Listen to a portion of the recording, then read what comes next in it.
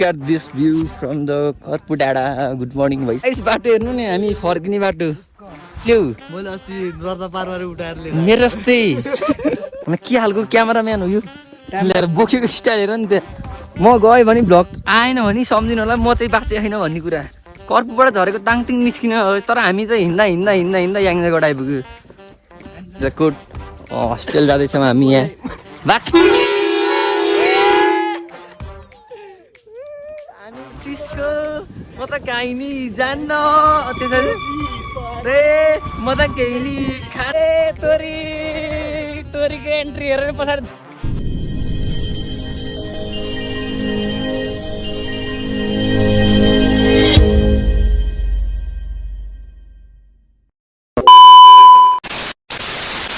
good morning guys good morning welcome back to YouTube channel it's me Suraj Ali Magar अनि बल्ल हाम्रो good morning हुँदैछ खास त हिजो प्लान के थियो भन्दाखेरि भ्यू हेर्न जाने भन्दै थियो अब बिचमा क्रिटिकल हेल्थ कन्डिसनले गर्दाखेरि जान पाइएन अनि त्यस्तै छ अनि हामी चाहिँ गुड मर्निङ भाइ संस्कारी नमस्ते अनि हामी चाहिँ यही टेन्टमा थियौँ तपाईँलाई हिजो देखाइसकेको छु अनि अहिले मर्निङ भइसकेको छ कति बजी भयो मर्निङ हाम्रो 10 बजी ल यो लिउँछ अनि हाम्रो यसबाट चाहिँ यहाँबाट खतरा सनराइज भ्यू देखिन्थ्यो क्या हिजो अनि यस्तो छ लु हाम्रो टेन्ट चाहिँ अनि अब हामीले ढिलो गऱ्यौँ उठ्न त्यसैले चाहिँ अब चाहिँ हामी जान्छौँ guys look at this view from the Karpu डाँडा गुड मर्निङ भइसकेको छ घाम टलल्ल लागिसकेको छ अनि यस्तो छ हाम्रो पारा अनि लु सराउन्डिङ यस्तो बेस्ट छ अच्छी गुड मर्निङ अब त गुड नाइट गुड आफ्टरनुन अनि गाइज अब हामी पोखरीमा भिडियो बनाउन जाँदैछौँ गुड मर्निङ राम्रो हो कहाँबाट ल्याउ मैले अस्ति रदा पारबार उठाएर लिएर मेरो जस्तै ल गाइज अब हामी चाहिँ फोटोसुट गर्न जान आँटेको होइन फोटोसुट गर्न आँटेको अनि यस्तो छ यहाँको माहौल अनि घाम लागिसक्यो अनि यस्तो छ हिमालको दृश्य मनमोहक दृश्य साउन्ड त त्यस्तै हो साथीहरू यस्तो ट्राभल आएपछि अनि हामी बसेको होमस्टे चाहिँ यो कर्पु टेन्ट हाउस अनि त्यही हो खासै केही त छैन यहाँ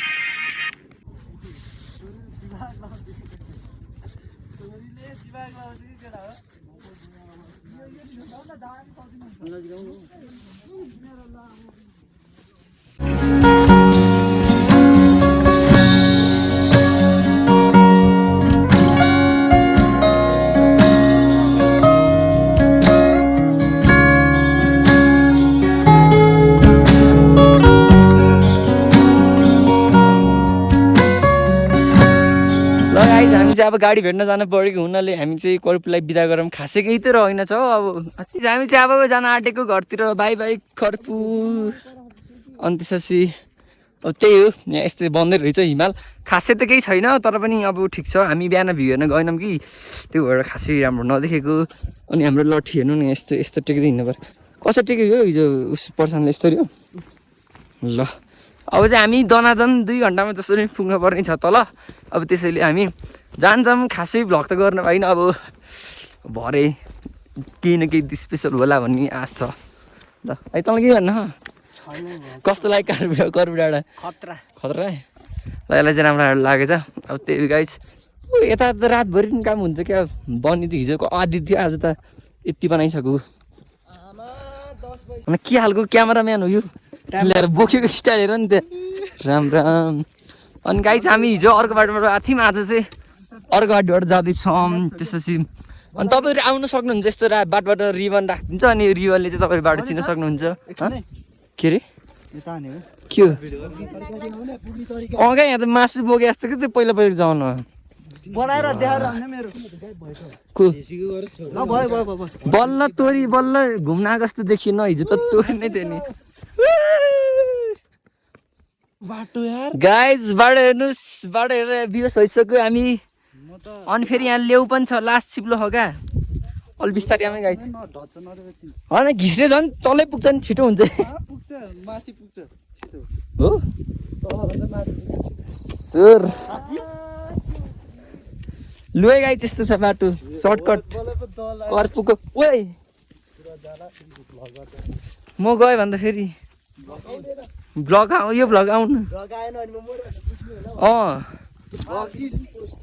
गाई चाहिँ म गएँ भने भ्लग आएन भने सम्झिनु होला म चाहिँ बाँचेको छैन भन्ने कुरा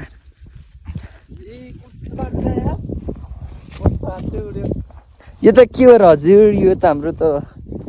कस्ता बाटा कटियो जाब त होइन नि ल लेट्स गो तुफान आन्नुपर्छ अब यस बाटो हेर्नु नि हामी फर्किने बाटो झन् मेरो झन् लास्ट जुत्ता चिप्ले हो कि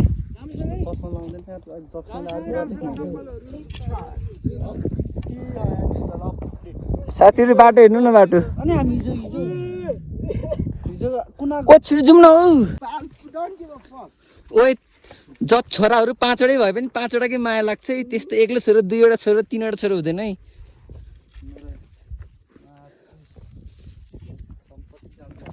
यस्तो राम्रो गाउँ छ साथीहरू यहाँ फुलै फुल साथीहरू एउटा नयाँ कुरा हामी त कसम भनेको साथीहरू हामी त खास ताङतिङ झर्न पर्ने तर हिँड्दा याङजाकोट आइपुग्यो ल भुता ऊ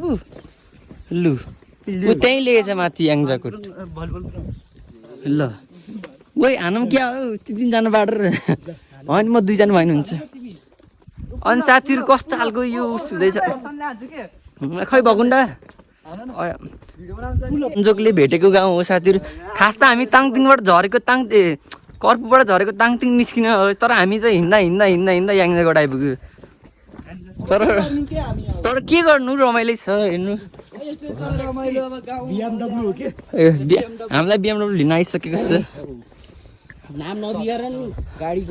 कसम भनेको यस्तो छाले दुख्छ आएछ हामी त पोखरीमा आइपुग्यौँ के पोखरी हो यस्तो रमाइलो जलपरा ओए हाँस पनि रहेछ है जुवाई गाइज रमाइलो याङजाकोट जुयार इन याङजाकोट अनि याङजाकोट हस्पिटल जाँदैछौँ हामी यहाँ बाक तेरा अनि यहाँ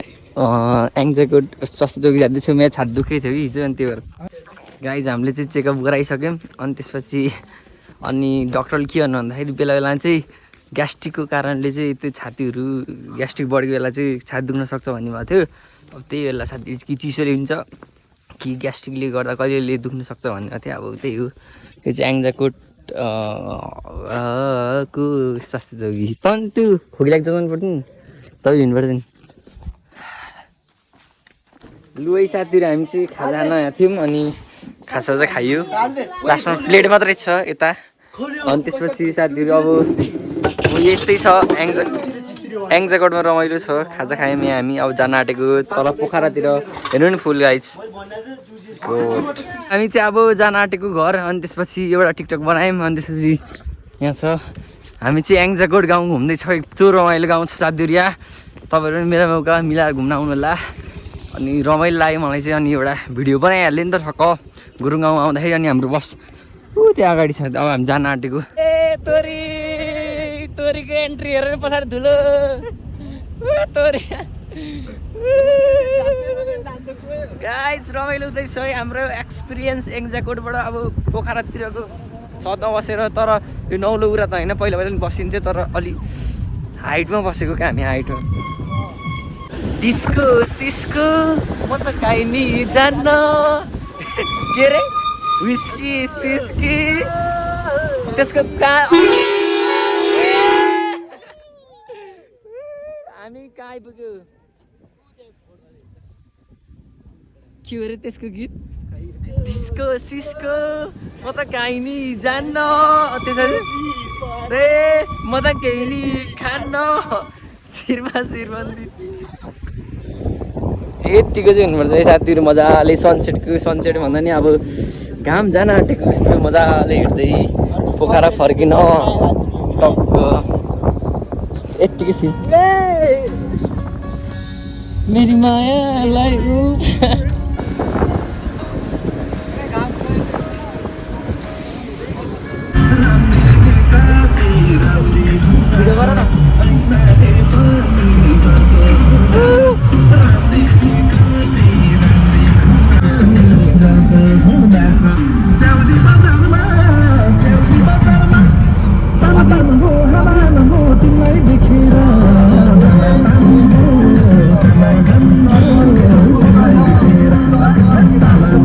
हामी चाहिँ पोखरा आइपुग्यौँ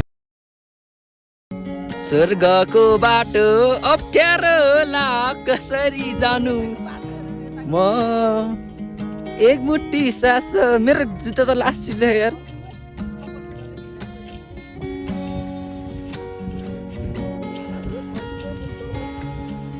बाटो